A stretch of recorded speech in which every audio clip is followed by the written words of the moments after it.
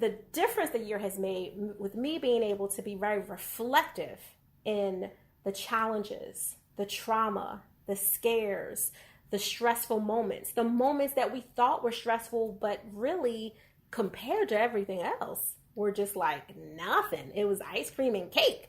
And I'm so grateful for it because what it did for me over this last year compared to, and I'm 42 years old, and over these 42 years, we've had some very tumultuous things I had to deal with as a child and all that old stuff.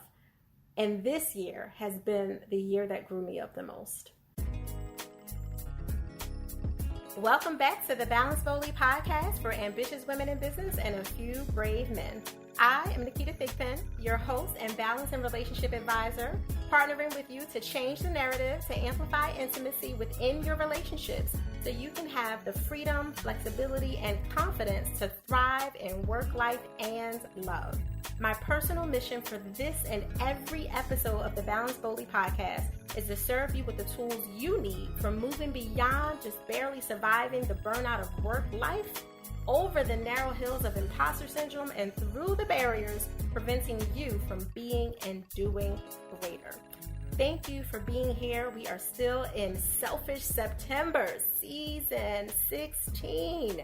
Very, very excited to be here with you. This is week 2 of Selfish September, and I am most ecstatic about what we're going to talk about and dive into. But first, if you have not went over to www.thigpro.com and joined the waitlist for what is going to be opening in just a matter of a few weeks, our Joy Map Method 100 Days to Thrive Breakthrough System, get in it. You do not want to hesitate. You want to be the first to be notified, and you do not want to be last because there's lots of incentives for knowing on the day that we open for enrollment. Some of the incentives that are there for you will rock your world. So make sure that you do that.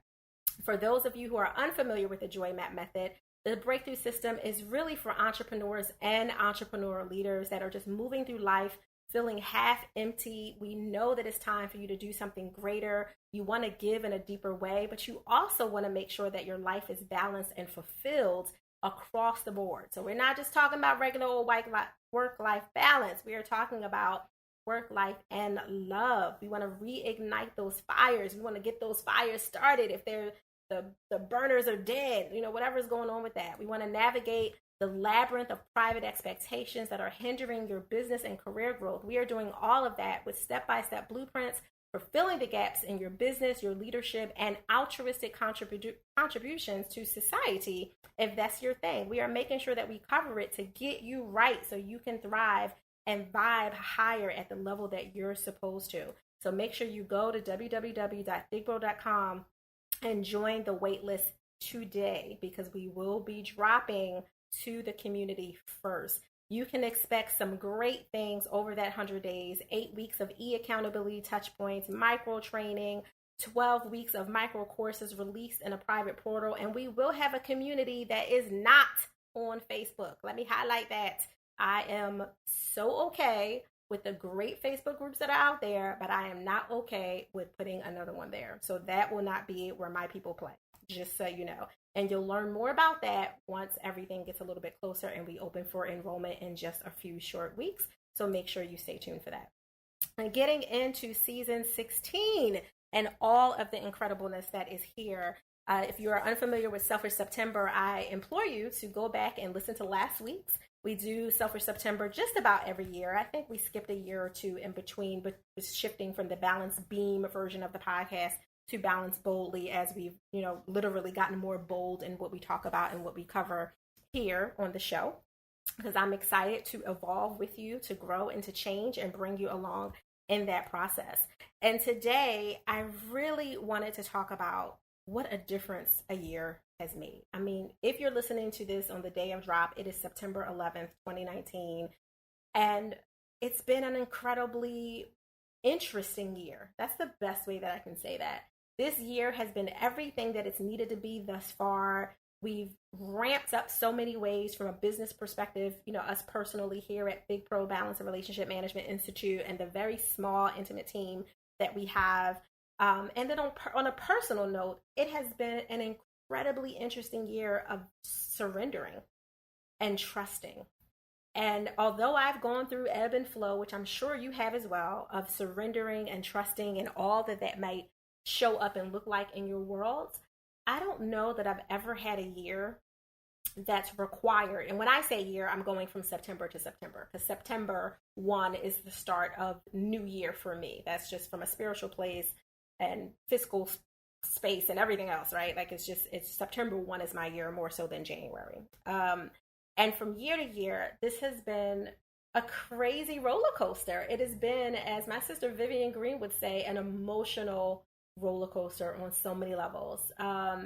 We've gone from, bringing forth grandbaby number 1, who is my snow pea, my love, my joy, into the world during Super Bowl Sunday last year, 2018, to us finding out she was expecting an unexpected brother who is our little red king. He is our amazing grandson who's 7 months old right now to date. We're excited that he's here, in the earth and bringing so much joy. She's pure magic and he's pure joy. And I love them both. And we just had so many unexpected, roller coaster rides, even with that, from the announcement that he was here or coming to the fact that he has sickle cell disease. And all that goes with that, and all the things that we are going to have to connect as a family with to be able to support him and his mom and dad, his dad being my son, to make sure that we can give them all that they need to be able to give him the best life possible, as well as some challenges with our granddaughter. So we've done all of that with my 18-year-old. She's now 18. She's about to be 19 any minute now, graduating her senior year after a tumultuous year, probably the most litany of health issues she's ever had in her life. And she's had health issues since she was little. But her senior year was horrific. We were doing everything we could just to get her to the finish line. And she still graduated with honors and all that old good stuff. But it was to no, choice of her own to do it. It was God poured something in her that made her an ambitious young woman that wants to one day, someday own her own, litany of businesses. And we're excited for her to do that. And we had to help her balance, her ambition so that she didn't drive herself anywhere, because she refused to let hospital stays and inpatient stays and health crises and surgeries and all of that keep her from reaching her own goals. But she's young, so we had to, as parents, be challenged with navigating all of that, as well as mental health crises for my son and all the different things that happen. And I don't say this to just put our family life out there, right? Like there's a lot of stuff, and I gave you the good, healthy, even non-traumatic version of things that has happened over this year. But I say it to let you know that you're not alone. You are not alone in your go through or your grow through. Because believe me when I tell you, being number 1 balance and relationship advisor in the world, being a phenomenal, transformative empowerment speaker, and I claim all of it and all of the good, great things that I have, it does not mean that life stops for me either. It does not mean that I don't have to literally give myself, pun intended, permission to pause and fall back a little bit and take an assessment, take stock, slow things down, bring people in that I can delegate due to help when I can. And if I can't, I got to delete some things off my plate that I didn't necessarily want to, wasn't sure I could afford to, but had to, so I could reprioritize my energy around the things that mattered most to me and my family and whatever the call was at the time. Because my first ministry, as I'm sure yours is to my family. And our family stuff was over the top, like over the top in so many different ways over this last year. And when I say what a difference a year has made, I can honestly say that I am appreciative of all of it. I appreciate every single lesson and the reflection that I have of it. Everything that I understood that I could have done differently in the way when I was getting stressed, the way that I spoke to certain people, the way that I, didn't say certain things to certain people that maybe I should have said just with a filter, but I don't necessarily come with an automatic filter. I had to learn to stitch that filter in. So my default is to just shoot things out minus the filter, right? And, with the growth of me, I had to learn to pull back and be very mindful, because I always want to be honest, but gentle in my honesty. And sometimes that gentle honesty will come across as very raw for people who don't know me because they don't have any context. But trust me, the raw that you think you're seeing is nothing compared to what it was before I grew up in God. Okay? Let's just be very clear about that. But with that said, the difference the year has made with me being able to be very reflective in the challenges, the trauma, the scares, the stressful moments, the moments that we thought were stressful, but really compared to everything else, were just like nothing. It was ice cream and cake. It was nothing compared to some of the things that we were up against or didn't even realize we would be up against. And I'm so grateful for it because what it did for me over this last year compared to, and I'm 42 years old, and I say that very proudly because I don't have to be 42, right? I didn't necessarily have to make it this far. And I'm very aware of that from a very serious standpoint, both physically, environmentally, from a social family perspective, like all of it. I definitely did not need to necessarily be here at 42. So I'm so grateful for that. And over these 42 years, we've had some very tumultuous things I had to deal with as a child and all that old stuff. And this year has been the year that grew me up the most because it allowed me, really, from what I said at the top of this episode, it allowed me to surrender in a way that I hadn't done before. I learned to trust God, to lean on God, and to tell other people who were around me, who are close enough to know, they know I'm a minister, they know I'm a Christ follower, they know how I get down spiritually, and they know that I trust God from a proverbial sense, and I've said it to them a million times. But typically, when we're in a very stressful situation, I go through trying to figure out the problem and fix the problem myself just like everybody else, right? Like that's what I was doing. I would say that I trust God, and I would try, I would pray, and I would praise, and I would worship, and I would have that for a few hours or even a few days of the week. But if that problem progressed and seemed like there was no resolve, at some point, I would just say, okay, well, I got to put on my hat and figure it out, instead of tapping in to the spiritual wisdom, the infinite intelligence of my subconscious that I have, that was already created for me to have all the tools and resources that I needed to figure out the problem, because I do believe that God doesn't give you anything you can't handle. Therefore, if he's giving me a problem that seems really, really bigger than I've ever had to deal with before, or more complex and more layered, then he also already gave me the tools, and I have to tap in instead of coming out of myself, going into the surface of myself, being, superficial and trying to, pull up books and Google and research and this and make phone calls and all that. I got to listen. I had to back up and listen to what my spirit shared with me of what the answer to the problem was. And sometimes that was literally, as difficult as it was to wait. It was to be still. It was to be quiet. It was not to do anything. Maybe that not doing anything was for a few seconds. Maybe it was for a few days or a few weeks. And sometimes it was to do something specific. But most of the times over the last year, all I had to do was pray. And I had to, pull in some intercessors to hold me up in prayer. And I'm very serious about staying in a high vibration as often as possible and clearing your energy and doing the things you need to do that. And I knew to do that in my stillness and just sit, versus running out, making phone calls, doing all that stuff. Who can I call? What money people, what medical people, what, who, what, where, why, and, just kind of pulling on all these, layered materialistic resources when the resource that I needed, I already had. So I make no apologies for being super spiritual and a woman of God. And I know that many of my listeners come from very diverse faiths and spiritual beliefs. And I honor that you have all those. And I ask you to honor mine, because I'm always going to show up and be honest and tell you what's going on. And if you want to know, as many people say, well, Naketa, how are you doing this? You got podcasts, you got internet TV, you got this show coming out, you got this other thing happening, you got a book, you got this, you got that. How are you doing all this and running a business and being a wife and being a grandmom and being a mom and all that? Well, the answer is in what I just said.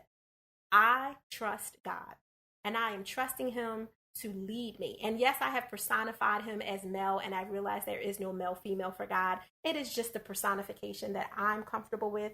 You can call God goddess if you please. I call God he. That's just what I pronounce the pronoun as, and it is what it is, and no apologies for that either.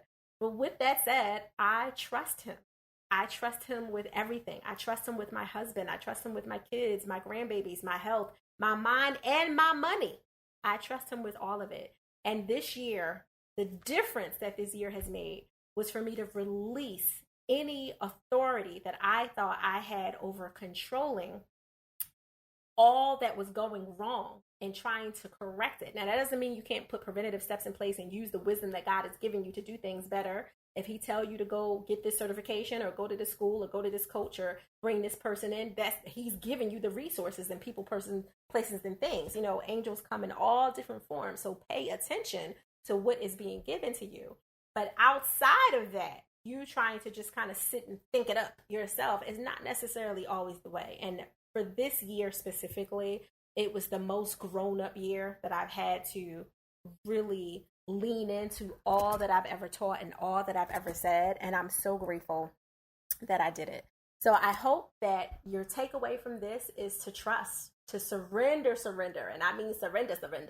Your money, your mind, your family, your spirit, everything. So you can really tap into what is already there in your infinite intelligence and wisdom of the subconscious that was created by the creator for you to access the tools and resources that you need, which may include welcoming in and allowing certain people and places and things into your life, because those are what the wisdom of you is saying is the thing that you need to be that tool to fix whatever that problem is, or to prevent that problem or future problem from arising in the first place. So I thank you for that. I honor you for being here. As always, if you like what you heard on the Balance Boldly podcast, make sure you subscribe, rate, and share. And please make sure that you guys actually rate and review, regardless of what podcast app you are listening to this from, you know, Apple, Google, Spotify, iHeartRadio, whatever. Make sure you do that, because we want to make sure with the more ratings that we get in the reviews, because everybody wants to check a review now, they can actually say like, hey, I think this is the thing that I need right now to tune in and to listen to. So I hope this bite-sized episode for Selfish September was meaningful and valuable to you, and I hope I served you well as I showed up with more valuable life, love, and business balance tools for you and yours in your circle. If you want to connect with me, I'm at Ask Naketa everywhere, IG, Twitter, Facebook, YouTube, you name it, you can get with me.